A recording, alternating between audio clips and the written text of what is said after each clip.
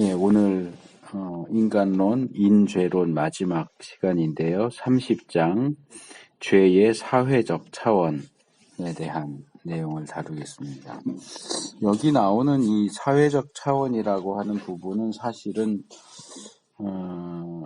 교리적인, 조직신학적인 내용이라기보다는 좀 기독교 윤리적인 측면이 더 강한 것 같아요. 이 윤리도 이 조직신학에서 이제 한 분야로 취급하기도 하거든요. 실천신학 쪽에서도 다루지만, 그래서 성경적인 가르침에 근거해서 이것이 우리 삶에 어떤 의미를 던져주고 어떤 요구를 하는가 하는 것을 다루는 것이 이제 윤리학인데, 그러니까 죄와 관련해서 특별히 죄가 사회적인 측면에서 어떤 것을 우리에게 교훈하느냐 하는 것에 근거해서 우리가 사회적인 죄를 어떻게 보고 어떻게 대처해야 할까 하는 것이 오늘 공부할 내용의 주제입니다.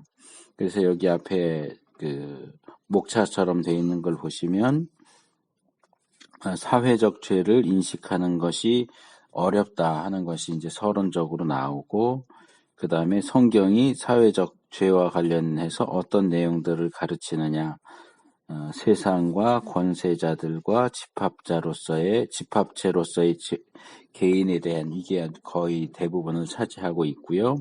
마지막에 가서 사회적 죄를 극복하기 위한 전략들이 세 가지, 거듭남과 개혁과 혁명, 이 세 가지가 제시된다기보다는 각각 이제 성경을 보고 사회를 보는 입장에 따라서 다르게 제시되는 세 가지 내용을 소개를 하고 있어요. 이제 제일 마지막에 이제 이것들을 취합해서 얘기해 주고 있기는 하지만, 자, 그래서 우리 부분이 개인적인 죄, 한 개인, 인간을 놓고 죄의 문제를 다뤄왔다고 하면, 그래서 개인의 어떤 행동들, 생각들, 또 기질들, 이런 것들, 보면, 그것이 사실은 전부는 아니거든요.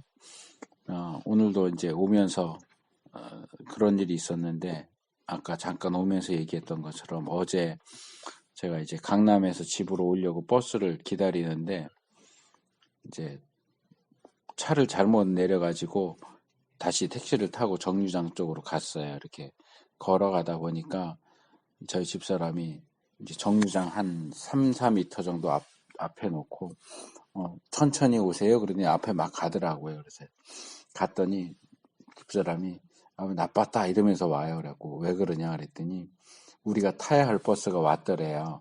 그래서 먼저 가서 지금 오고 있는데 이제 한 3, 4미터 정도 뒤에 오고 있는데 몸이 불편하니까 조금만 기다려달라 그랬는데 그냥 버스가 휙 가버렸대요.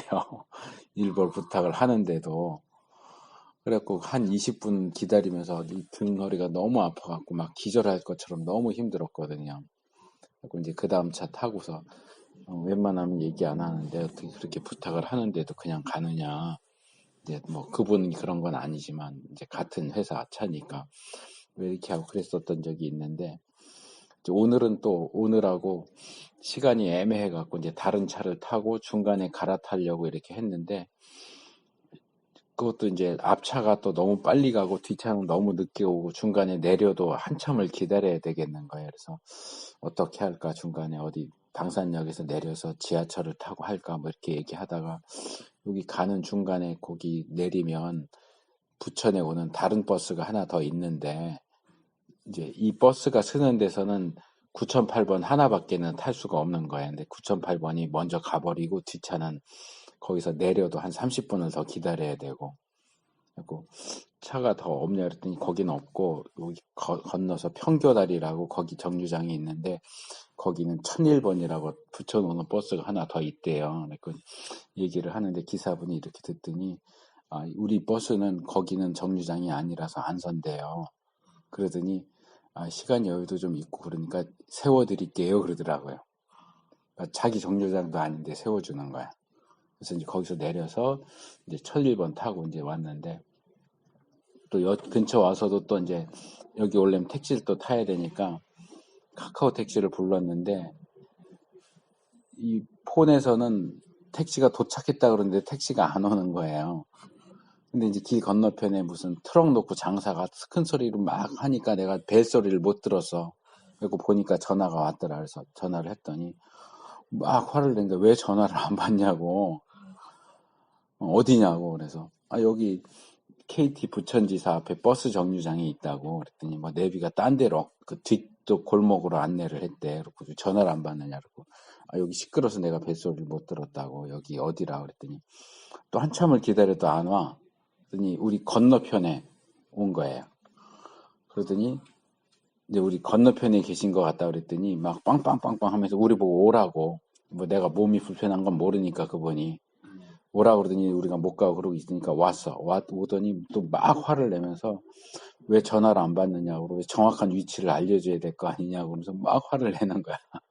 그래고 아니 우리는 아저씨 호출을 했기 때문에 기다리느라고 지금 빈 차가 몇 세대 이상을 그냥 보내고 기다렸는데 내가 전화로 여기 KT지사 앞에 버스 정류장이라 그러지 않았냐고 막 화를 내라고 그럼 그냥 가시라고 그러니 다른 차를 탔더니 또 전화가 왔어. 빨리 취소해달라는 거 호출한 거를 취소해야 다른 손님을 태우니까 그냥 지금 하려고 보고 있다고. 그리고 이제 눈이 또 잘 안 보이니까 보고 있는데 전화가 또 왔어.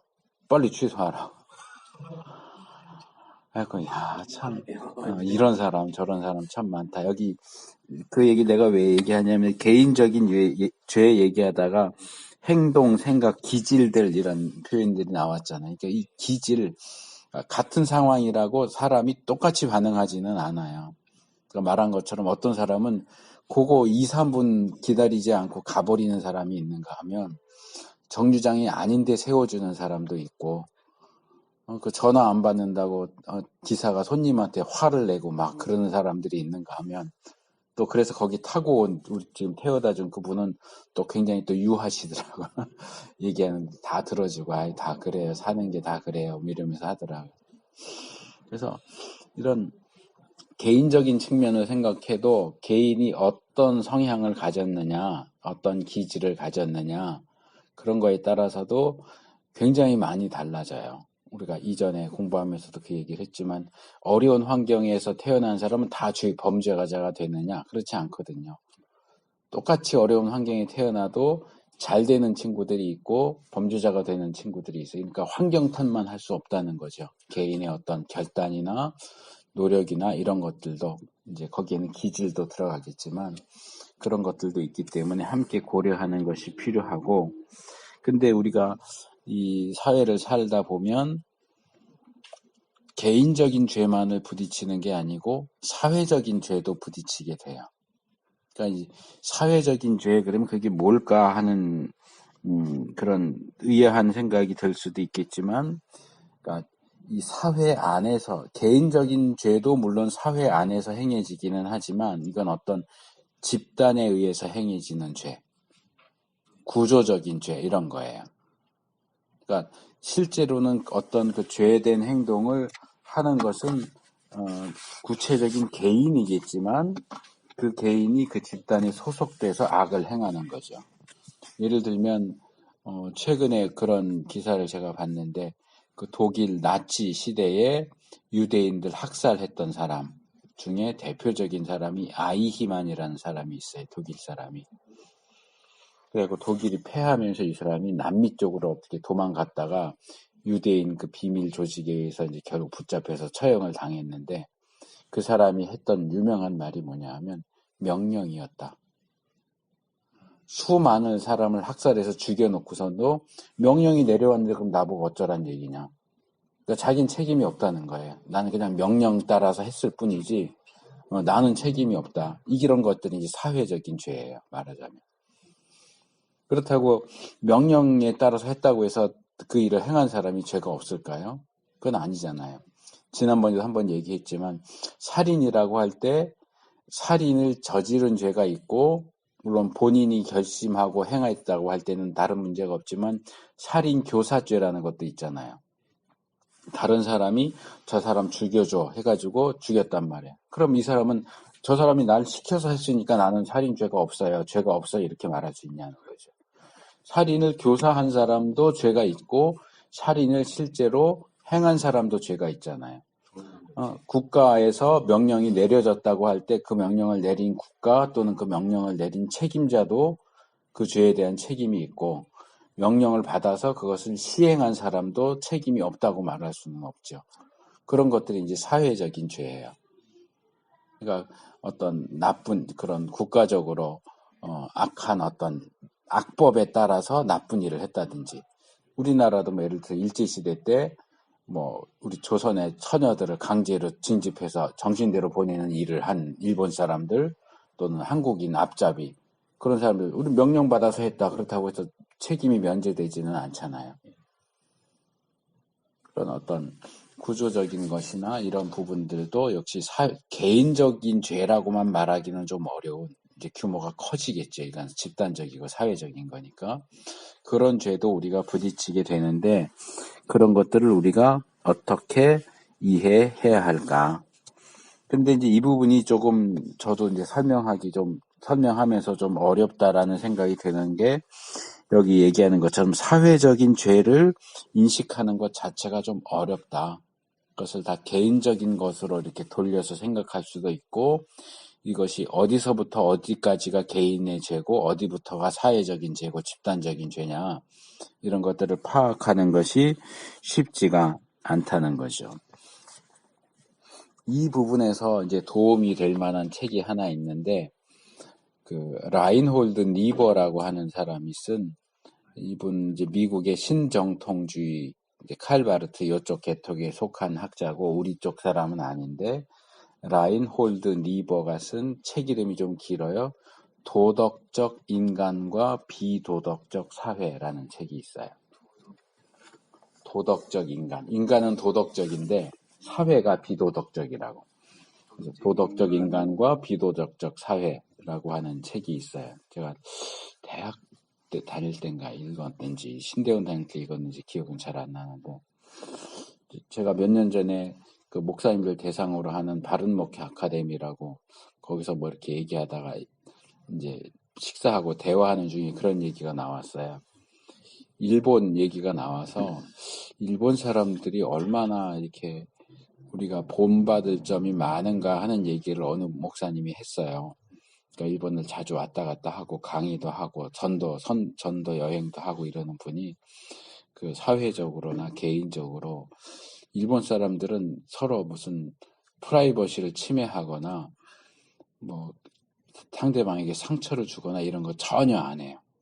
신뢰가 될 말은 전혀 안 해요. 저도 이제 한번 갔다가 이제 장난 삼아서, 이제 아는 여자분이 있는데 딸이 아이를 낳았어요. 그리고 이제 손주가 있어서 이제 그 일본인 교회 이제 가서 이렇게 보면서 제가 이제 농담 삼아서 그랬거든요. 저는 일본 말을 못하니까 이제 통역하는 분이 있어서, 그 엄마보다 딸이 되게 예쁘게 생겼더라고요. 그래서 우리나라 같으면 그러잖아요. 아, 딸이 아빠를 닮았나 봐요. 엄마는 별로 안 이쁜데 이제 딸이 이쁘면 그렇게 말하잖아요. 그래서 내가 이제 한국처럼 생각을 하고 농담 삼아서 그렇게 얘기를 했더니, 통역하는 전도사님이 나 이거 통역 못한다 그래. 그러니까 일본 사람들은 그런 말을 서로 안에 하질 않는데, 농담이라도 그게 이제 상처를 받는 거예요. 그러면. 예. 그러니까 우리는 그런 것들 얘기할 때 그냥 웃으면서 하고, 그런 거 갖고 상처받는다 그러면 뭘 그러냐고 그러는데, 일본은 우리랑 가까운 나라인데도 그런 게 전혀 달라요, 정서가. 그러니까 그게 농담으로 통하질 않아.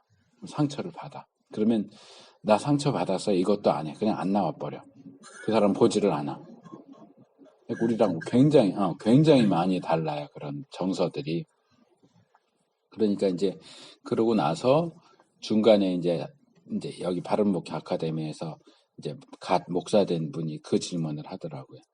그러면 일본 사람들이 그렇게 개인적으로 그렇게 예의 바르고 착하고 깔끔하고 이랬는데, 어떻게 국가적으로는 그렇게 남의 나라를 침략하고 정신대든지 뭐 징용이든지 이런 못된 일을 할 수 있었냐, 이해가 안 된다 그러더라고요. 그래서 제가 그때 이 책을 소개해 줬어요. 이 라인홀드 니브가 쓴 도덕적 인간과 비도덕적 사회를 한번 읽어봐라. 도움이 될 거다. 이 책에서 기본적으로 얘기하는 게 뭐냐 하면, 개인은 굉장히 도덕적인 사람일 수 있어요. 뭐 거짓말도 안 하고 도둑질도 안 하고 남에게 해도 끼치지 않는 굉장히 도덕적인 사람인데 이 사람이 어떤 집단에 소속됐을 때 이 집단은 대부분 이익을 위한 집단이란 말이에요.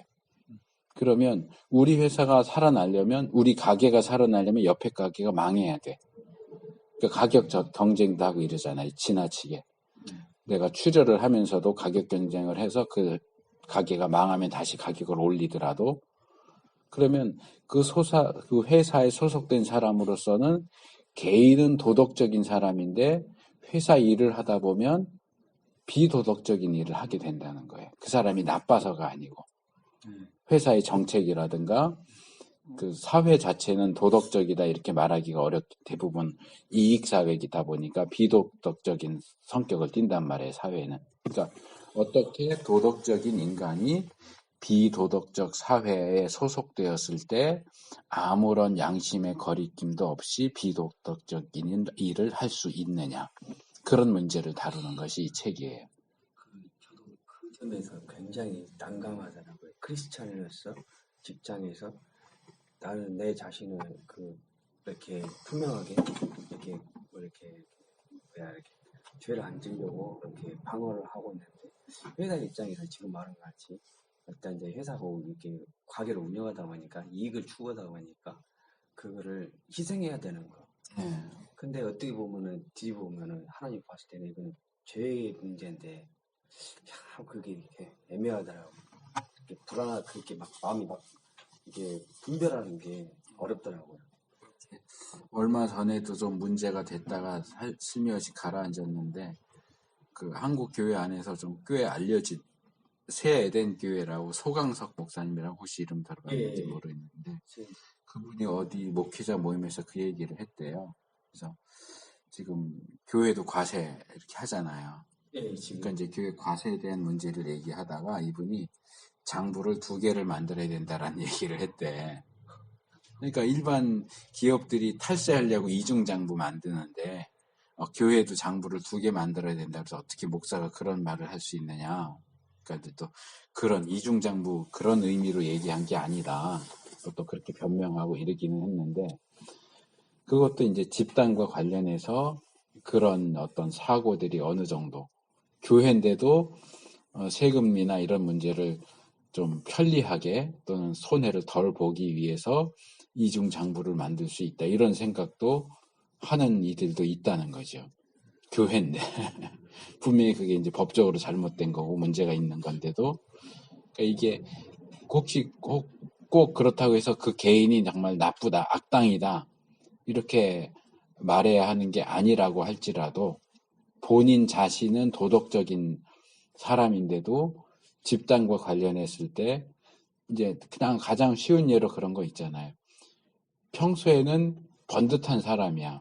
깔끔하고 번듯한 사람인데 예비군 훈련 가서 예비군복 입혀놓으면 개체반이 되는 그런 거랑 비슷한 거예요. 도덕적 인간과 비도덕적인 사회와 관련해서 가장 쉬운 예가 그런 게 될 수 있겠네요. 아무데나 막 오줌 싸고 그러잖아요. 그래서 이제 그런 부분들을 우리가 분별하고 이해하는데 좀 어려움이 있다. 이제 어떤 식으로 연결이 되느냐 여기 몇 가지를 얘기를 하죠.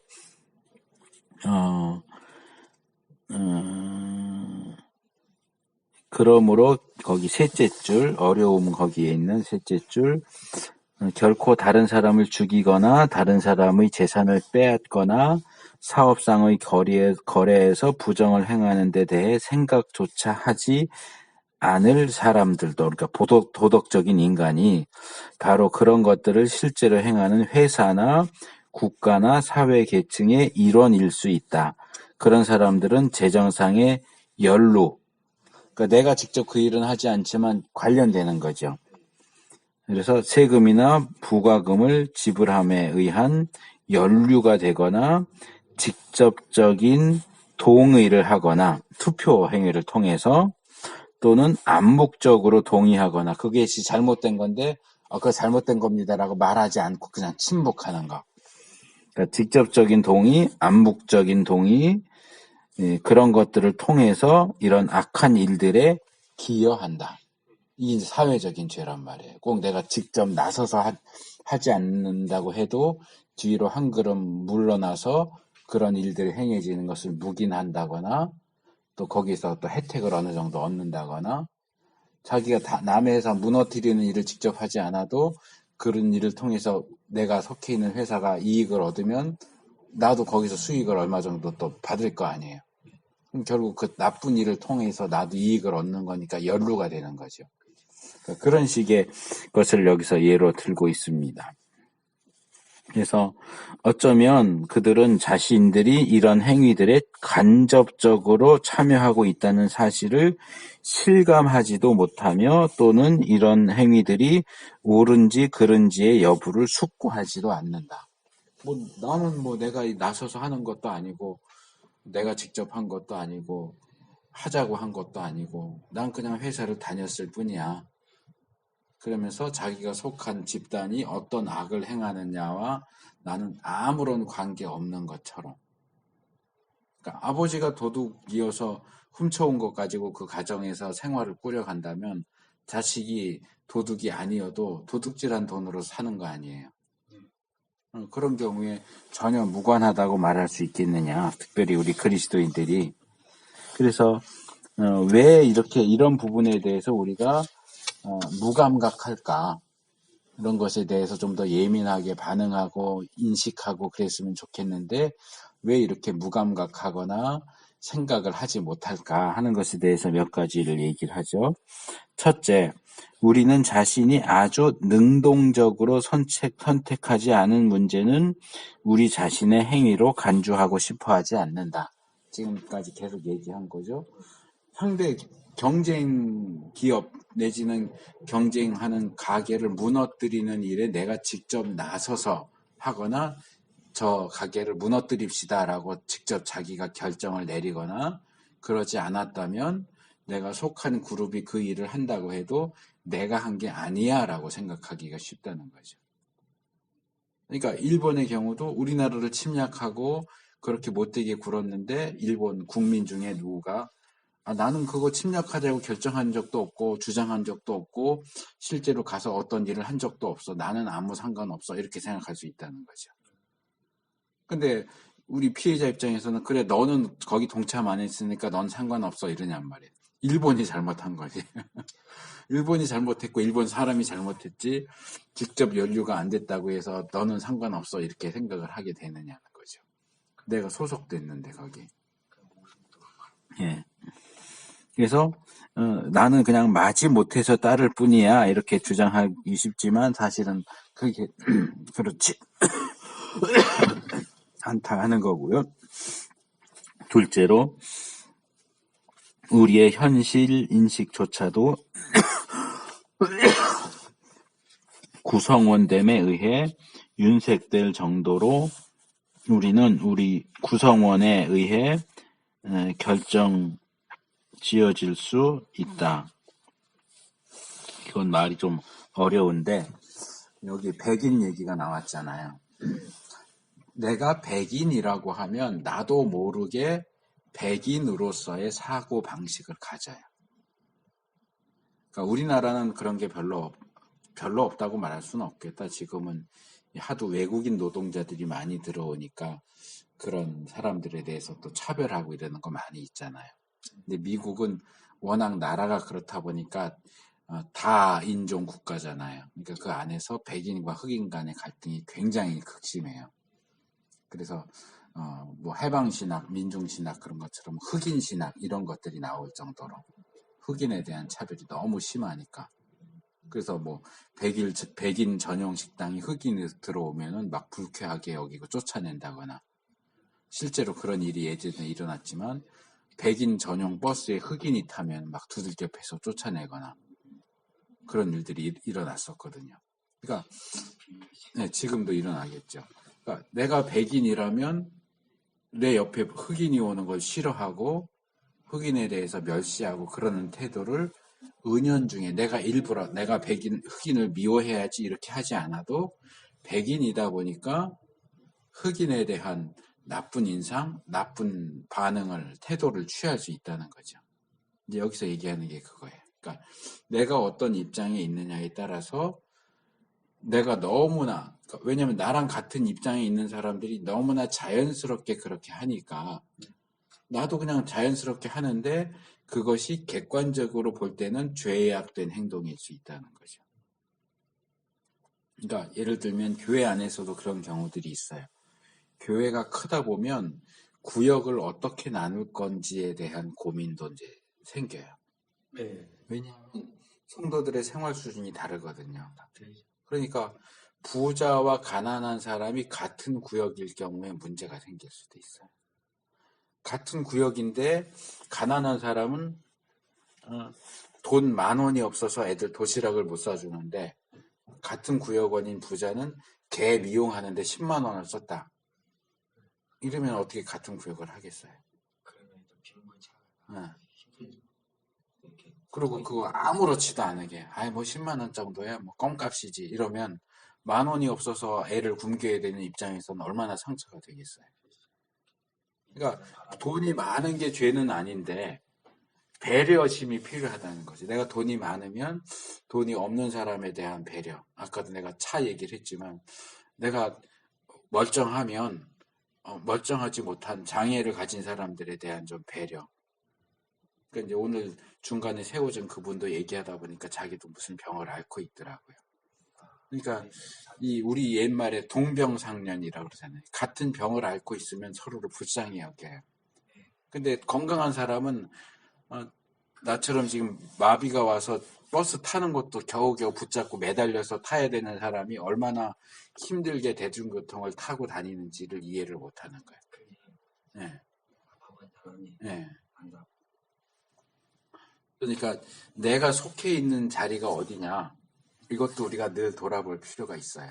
그래서 이제 벌써 한 5, 6년 된 것 같은데 내가 THM 가정할 때 영국에서 신학을 하고 온 이제 목사님이 한번 강의를 했었는데 그분은 자기 박사 논문을 쓰면서 그렇게 했다고 그래요. 나는 한국 사람이고 황인종이고 한국의 어떤 상황 몇 년도에서 자란 사람이다. 이제 논문을 쓰면서 그걸 밝혔대요. 왜냐하면 이제 그분이 쓴 논문이 메타 비평이라고 해서 창세기에 나와 있는 에서라든지 그렇게 좀 나쁘게 평가되는 사람들에 대해서 기존의 주석가들이 어떻게 주석을 했는가를 비평하는 내용을 박사 논문으로 썼어요. 그래서 그게 꼭 예를 들면 에서 같은 경우에 아이들이 보는 그림 성경책 보면 다 무슨 야만인처럼 그려놓고 있어요. 털이 많다고 이렇게 하다 보니까. 근데 그건 정당하지 않다는 거죠. 물론 에서가 나쁜 사람으로 나오기는 하지만 나쁜 사람이라고 해서 항상 나쁘게 하느냐 그렇지는 않은데 에서는 나쁜 사람 그러니까 모든 면이 다 나쁜 사람인 것처럼 그렇게 사람들이 주석을 해놨는데 그런 어떤 선입견이나 이런 것들이 크게 작용한다. 그러니까 나도 황인종 출신으로서 그런 선입견을 가질 수 있고 내 나이대 사람들이 가지고 있는 선입견이 이런 것이 있을 수 있고 그러니까 외국에는 그런 것들이 이제 되는 거예요. 나는 백인이고 특별히 백인 가운데서도 주류를 이루는 미국 사회의 중산층이다. 그러면 중산층인 사람이 갖는 시각과 빈민가에 살고 있는 백인이 갖고 있는 시각이 다르단 말이에요.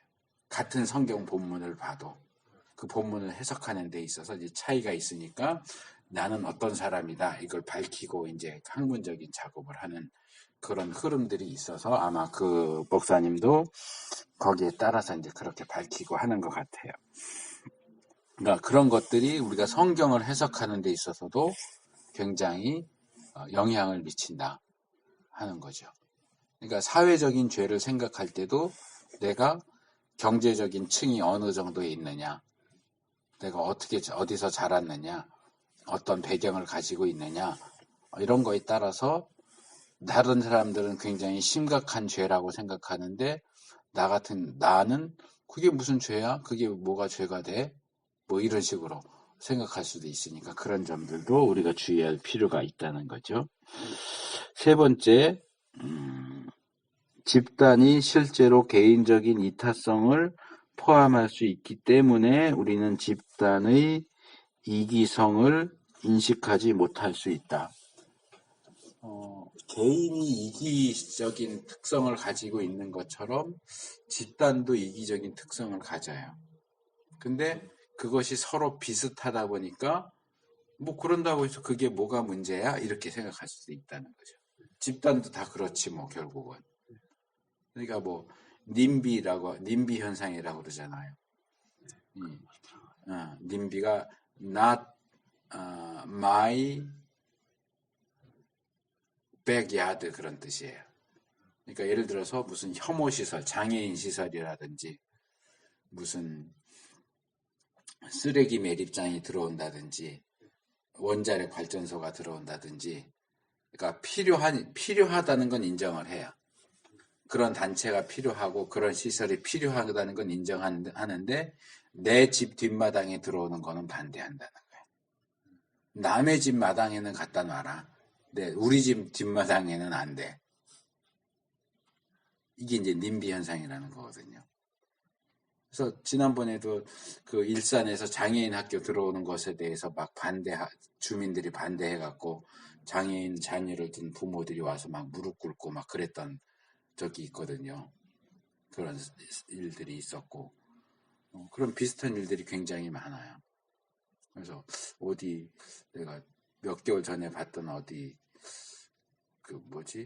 웹툰에도 그런 내용이 나오는데 이 지역민들이 힘을 합쳐서 반대를 해요.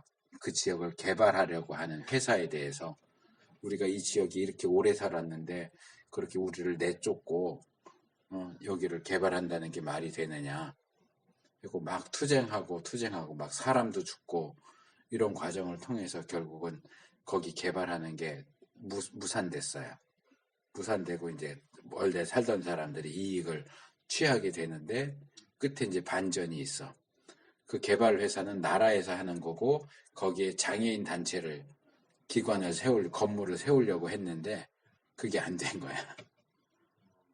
그러니까 그 자기네 이익을 지키겠다고 했던 사람들이 피해자였던 것처럼 이야기가 진행이 됐는데 끝에 가서 보니까 오히려 가해자였다는 거예요. 그러니까 자기들이 피해자인 것처럼 뭐 요즘 피해자 코스프레 뭐 그런 표현 쓰잖아요. 근데 결국은 자기보다 더 연약한 사람들이 자리를 잡는 것을 반대해서 결국 쫓아냈다. 네. 그러니까 이게 개인이 이기심을 가지고 있다 보니까 집단이 이기심을 가지고 행동하는 것에 대해서 별로 문제의식을 가지지 못할 수도 있다는 거예요. 비슷하니까. 그런 측면도 있고요. 그 다음에 네 번째, 우리의 난폭함은 우리가 집단의 일원이기 때문에 우리에게 훨씬 덜 분명할 수 있다.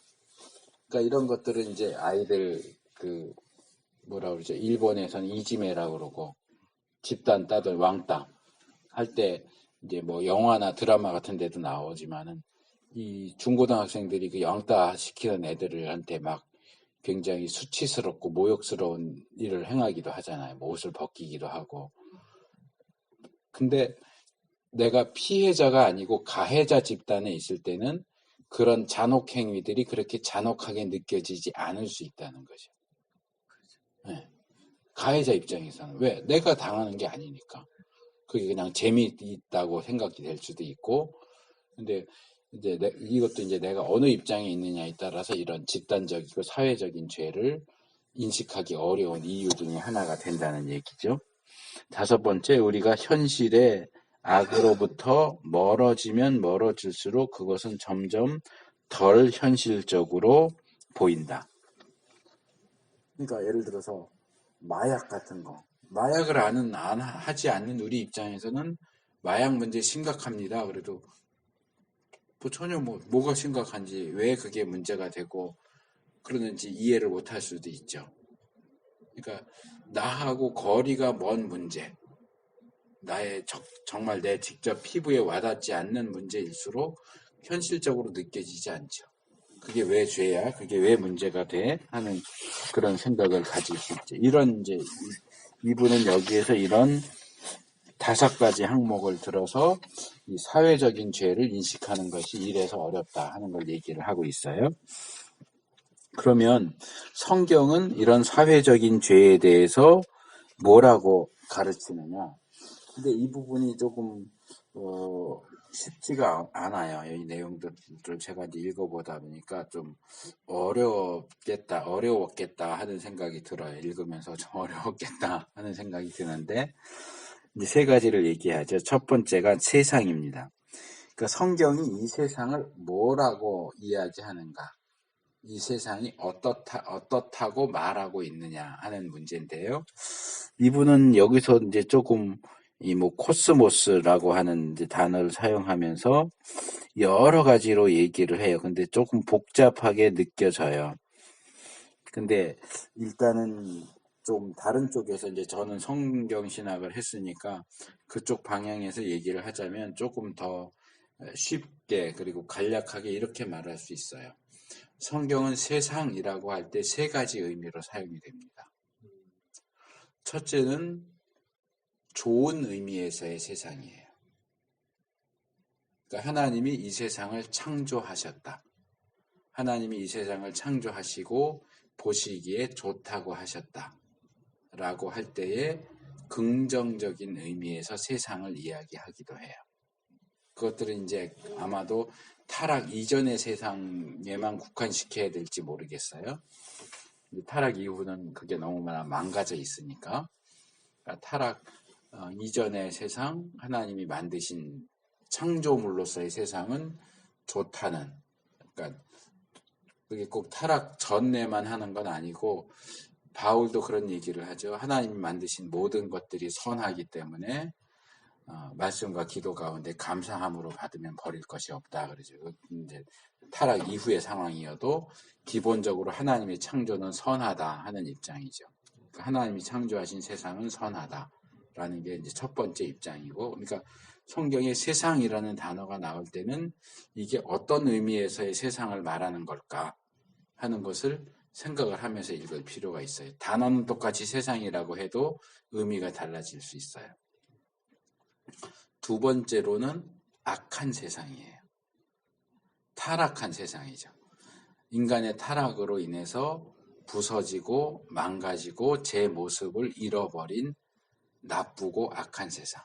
너희가 이 세상을 본받지 마라 할 때 그 세상은 악한 세상이에요. 그러니까 이 교재에서 지금 이 세상과 관련해서 다루는 주된 내용이 이 부분이에요. 악한 세상은 악하다. 악한 세상. 세 번째는 중립적인 의미 내지는 하나님의 사랑의 대상이 되는 세상이에요. 그것은 이제 주로 인간 내지는 인간에게 부속된 이 창조 세계를 가리킬 수 있는데 굉장히 유명한 말씀이지. 요한복음 3장 16절. 하나님이 세상을 이처럼 사랑하사 그랬죠. 분명히 요한일서에서는 너희가 세상을 사랑하지 말라 그래놓고 또 하나님은 이 세상을 사랑하신대요. 그럼 하나님이 이 악한 세상을 사랑하신다는 뜻일까요? 그게 아니에요. 하나님이 이 악한 세상을 사랑하시지 않아요. 이 악한 세상에 살고 있는 구원받아야 할 인간들, 구원이 필요한 인간, 또 로마서 8장에서 말하는 것처럼 인간의 구원이 완성될 때 역시 그 죄악의 지배를 받던 이 피조 세계가 역시 구원받거든요. 그래서 구원이 필요로 한 이 세상, 사람과 이 세상, 하나님의 사랑의 대상이 되는 세상이 있어요.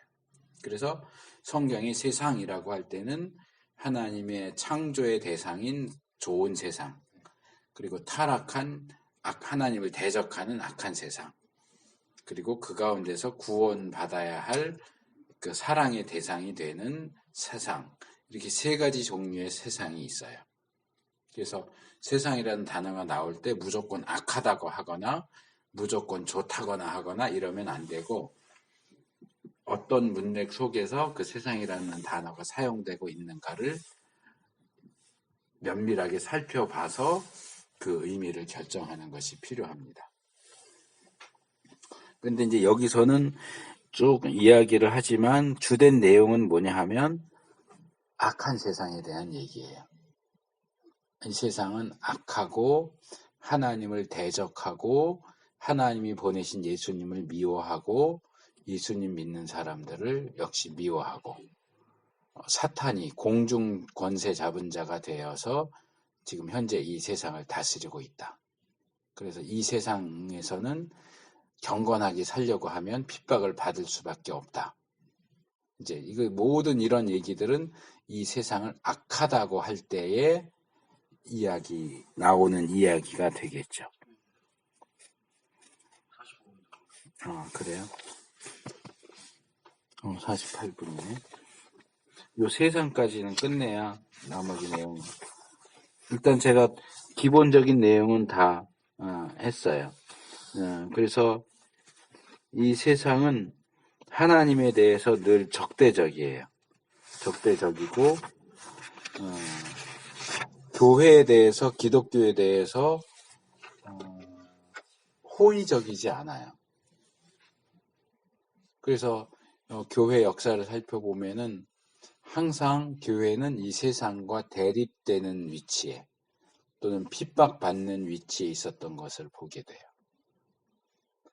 근데 이제 이런 세상과 교회의 평화 관계가 계속 유지되어 오다 보니까 문제가 생겼다고 생각이 들어요. 그래서 교회사에서도 초대교회 이후에 이제 로마 콘스탄틴 황제가 기독교를 불법 종교에서 풀어주고 그 후에 이제 테오도시우스 황제가 기독교를 로마의 국교로 만들고 이러면서 교회가 더 이상 핍박받지 않고 세상이 교회에 편들어준 그 사건을 굉장히 중대하고 위험한 상황으로 보는 거죠. 교회가 핍박을 받을 때는 힘들었어도 순수했어요. 그런데 교회가 세상의 지지를 받고 교회 다니면 돈 준다, 옷 준다 이러니까 믿지 않는 사람들이 교회로 들어오는 거예요. 돈 받으려고. 그래서 교회가 타락해요. 예. 그러니까 세상과 친해지면서 그래서 세상과 벗이 되는 것은 하나님과 원수 되는 것이다. 요한이 얘기하거든요. 그러니까 세상과 친구가 되면서 교회가 망가지는 거예요. 그러니까 한국 사회, 한국 교회도 마찬가지예요. 제가 볼 때는. 그동안 핍박도 받았지만 그래도 그런 대로 잘 지내왔어요. 세상과 교회가. 그러다 보니까 이제 동성애 문제 나오고 차별반대법 문제 나오고 이러다 보니까 겁을 먹는 거예요. 차별반대법 통과되면 우리 복음도 제대로 못 전하는데 동성애 죄라 그러면 잡아간다는데 그럼 어떡하지? 어떡하긴 어떡해요. 잡아간다고 한다고 해서 복음 전하지 않을 거예요. 죄를 죄가 아니라고 할 거예요. 근데 잡아가는 것이 무서워진 거예요. 그동안 너무 편하게 살다 보니까. 그러니까 잡아간다고 해도 해야지가 아니고 잡아가는 일이 생기면 절대로 안 돼. 무슨 수를 써서라도 그걸 막아야 돼. 이런 쪽으로 흘러가는 거예요. 근데 참된 하나님의 교회는 늘 세상의 핍박을 받아왔어요. 이런 얘기가 있는데 그 존 웨슬리와 관련된 얘기가 있어요. 바울이 디모데후서에서 무릇 그리스도 예수 안에서 경건하게 살고자 하는 자는 핍박을 받으리라 그랬어요. 이 웨슬레가 이제 굉장히 많은 곳을 다니면서 전도하고 설교를 했는데 가는 곳마다 핍박을 받았어요. 늘 막 계란도 던지고 토마토도 던지고 썩은 계란 같은 거 던지고. 근데 한 번은 며칠이 됐는데도 핍박이 없더래요. 우리 같으면 뭐 어떻게 해? 야 이거 좋다 그랬을 텐데 웨슬레가 야 이상하다. 왜 핍박이 없지? 왜 가는 곳마다 반대하는 사람도 없고 뭘 던지는 사람도 없고 이상하다. 내가 잘못됐나? 내가 제대로 됐다면 핍박을 받아야 하는데 왜 핍박이 없지? 내가 잘못됐나? 그랬대요. 근데 그 다음 마을 갔더니 또 계란 던지고 이래갖고 되게 기뻐했다는 얘기가 있어요. 내가 잘못된 게 아니구나. 핍박을 받는 거 보니까 잘못된 게 아니구나. 존 웨슬리는 감리교 창시자고 우리 장로교하고는 신학적인 입장이 많이 달라서 좀 그런 건 있지만 저는 웨슬리는 참 좋은 신앙인이었고 본받을 게 많은 사람이라고 생각을 해요. 근데 지금 한국 교회는 그런 생각이 없는 거예요. 오히려 핍박이 오면 내가 뭐 잘못됐나 이래요. 핍박 없는 상태에 너무 익숙하다 보니까 핍박이 올 것만 같으면 겁먹고 벌벌벌 떨고 그건 잘못된 거예요. 세상은 하나님과 반대편에 있어요. 사탄이 지배하는 곳이에요. 하나님의 원리가 통용되지 않아요. 하나님의 원리를 통용시키려고 하면 욕먹고 매맞고 쫓겨날 수밖에 없어요. 그걸 너희에게 그런 불같은 시험 오는 것을 이상하게 여기지 말라 그러거든요. 성경이 너무나 많이 나와요. 그러니까 우리가 이 세상에서 인정받을 거다, 대우받을 거다 생각하면 안 돼요. 우리가 성경에 예, 그런 내용 많고 그냥 그런 거를 다 감당하고 걸어가야 하는 게 예, 그게 참된 신앙이에요. 우리가 올바른 신앙을 가졌다면 세상이 우리를 인정해주지 않아요. 물론 베드로가 말하는 것처럼 믿는 사람인데 못된 짓 해서 욕먹는 건 그건 당연히 욕 먹어야 되는 거고, 근데 믿음대로 사는데 욕을 먹는다 그러면은 기뻐하라는 거죠. 우리의 신앙의 선배들이 그렇게 당해왔고 우리가 정말 믿음 안에 있다면 그럴 수밖에 없다. 그게 이제 그게 제일로 부딪히는 부분이 제일 1차적인 힘들죠. 예. 그 과정을 넘어갔을 그러니까 때 그걸 당연하다고 생각하도록 가르쳐야 되는데 그 가르침이 없으니까 왜 이러지? 내가 예수 믿었으면 좀 더 편해져야 되는데 왜 더 힘들어지지? 이러면서 믿음이 흔들리는데 성경이 우리에게 가르치는 것은 세상은 우리 편이 아니라는 거예요. 세상은 하나님 편이 아니에요. 그래서 이 사회적인 죄, 집단적인 죄에 대해서도 뭐 한국 사회가 기독교에 대해서 기독교라고도 안 그러고 개독교라고 그러잖아요. 어떤 그한 부분을 잘못한 부분을 예. 확대시켜가지고 이렇게 쏟아낼 때 그러니까 잘못된 부분에 대해서 욕먹는 것에 대해서 몇몇 기독교 단체들이나 교회들이 우리가 가만히 있으니까 가만히로 보이나 들고 일어나서 싸우자 이러는데 아니에요. 잘못해서 욕먹는 거는 예 우리가 잘못했습니다 해야 되는 거예요. 근데 그걸 자꾸 막 포장해가지고 이건 기독교에 대한 박해야 막 이러면서 하는데 그건 하나님 앞에서 너무 뻔뻔한 짓이고 베드로가 그러잖아요. 너희가 잘못해서 매맞으면 무슨 할 말이 있냐 무슨 칭찬이 있겠느냐. 우리는 잘못해서 욕먹는 일은 하지 말아야 된다. 그러나 우리가 정말 믿음 안에서 사는데 욕먹는다면 그건 기뻐할 일이다. 하나님의 칭찬이 있을 것이다. 그래서 이게 세상을 대하는 기독교와 그리스도인의 가장 기본적인 입장이 되어야 한다. 기억할 필요가 있습니다. 일단 여기까지 하고 잠깐 쉬겠습니다.